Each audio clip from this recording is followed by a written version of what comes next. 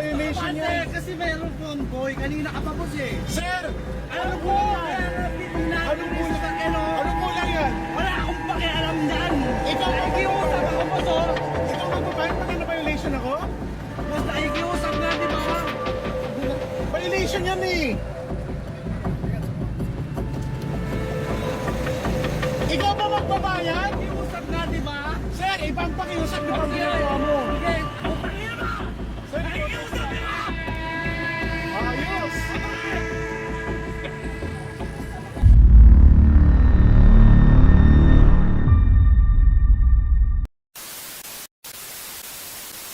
Another video na naman tayo ng mga trending ngayon na pangyayari sa kalsada. So itong unang video natin is itong nakapulang nakamotor na to, nakaputing lalaki na nagmamando ng traffic, is may convoy siya na funeral yata ito. So ayun o, pinapago niya yung mga padiretso, tapos intersection to, tapos naipit sa likod nitong sasakyan na to yung ibang convoy nga na pinapagaw niya pa rin, no? Kahit na nakagaw na yung ibang lane sa kabilang lane. Sir, violation yan! Kasi mayroong convoy. Kanina ka pa boss eh. Sir! Medyo hindi maganda yung approach niya, no? Kaya nga pininahan Anong ko yung kulang? sasakyan oh. Anong kulang yan? Wala akong pakialam dyan. Ikaw ba Nakikiusap magbabayad? ako boss oh. Ikaw magbabayad pag na-violation ako? Boss, nakikiusap nga di ba? Violation yan eh! Ikaw ba magbabayad? Nakikiusap nga di ba? Sir, ibang pakiusap di ba ang Sige. ginagawa mo? Sige, ano mo? Bigay ko, kunin mo yung ano ko.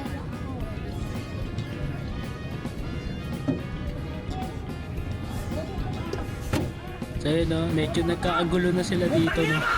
Sir, Nakikiusap di ba? Tangina ba? Nagmura na. Nakikiusap di ba? ayos! Bakit? Ano, iba kasi yung pakiusap niya sa ginagawa niya eh. Parang dinadarag niya tong nakasasakyan eh, no? Siya na nga lang din yung nakikiusap. Ayun, no? Medyo nagwawala na rin siya. Tsaka isa pa, hindi naman sila authorized na magmando ng traffic, porket may ganyang ano, no? May ganyang may patay. So mas okay siguro nagsama sila ng enforcer para mag-assist sa kanila sa traffic, hindi yung regular na citizen lang din, no? So syempre iniisip lang din itong driver eh baka magka-violation siya. So ito, no, naglabas naman yung LTO ng sinuspende na, naglabas ng show cause order. So yun guys, oh. Next video naman,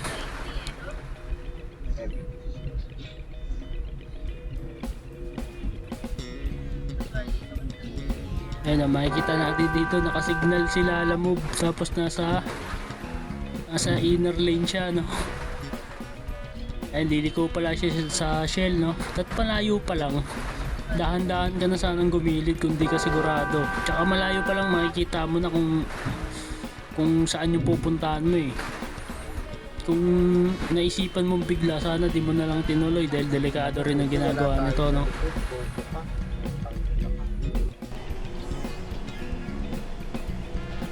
Ito naman guys, next video naman natin, no? Mga hari ng kalsada, kumounter flow na.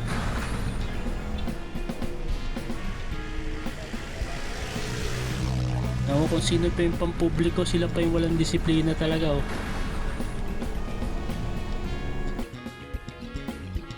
Man guys, next video natin parang sa provincial road to, no?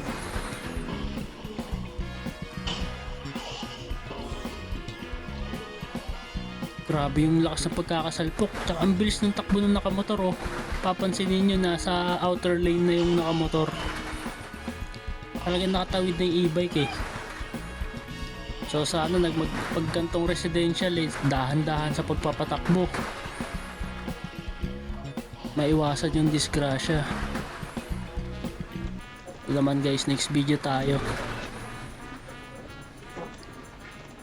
So sa stoplight naman, yung tricycle, no, kumounter flow, no, sinundan na ng nakamotor.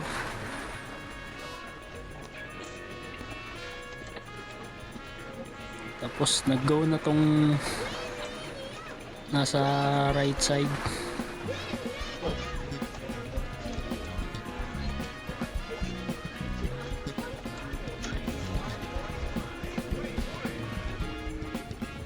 Ayan o. Nasa left side tong nakamotor na, tapos biglang right turn.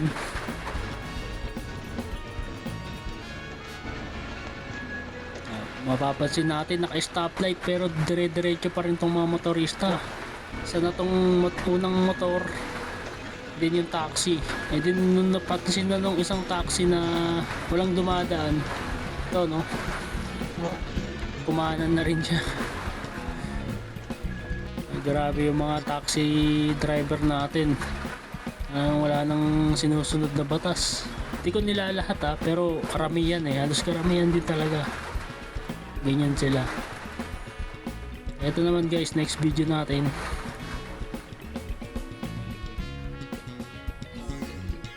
Nakabuntot siya sa bus. Alikabok ng kalsada, no? Tignan nyo naman, no? Oh, you know guys, no? Naka-stoplight and may nakamotor na nakahinto na. Pero ang ginawa nitong bus is inilagan lang yung nakamotor at dumire-diretso pa rin. Hindi nila iniisip yung danger na ginagawa nila. Isa pa tong truck na to, naka-stoplight oh. So, dire-diretso pa rin.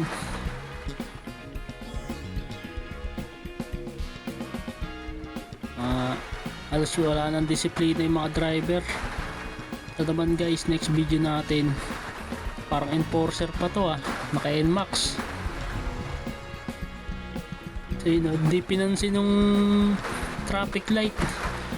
Ayun, naka red light pa yan diretso kaliwa.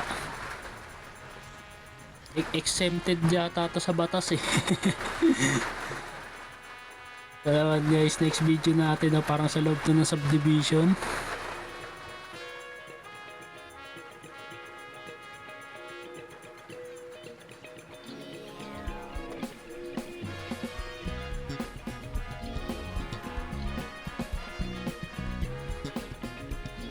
Ayun ako, maliwa. Ayun, yung e-bike tignan nyo naman yung pagkakabark ng e-bike nasa gitna na. Oh. Talagang nakapark siya kasi nakakover yung e-bike Sana ginilid niya man lang, no?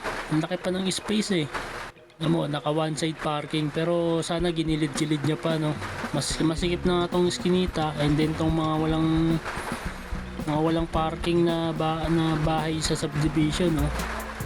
So yun lang guys, no? Yun lang muna yung video natin ngayon. And kung bago ka nga lang pala dito sa YouTube channel ko, isang like and subscribe naman kayo. Click nyo na yung notification bell para updated kayo lagi sa mga bagong video natin. So yun lang guys, no? Maraming salamat nga pala sa panonood.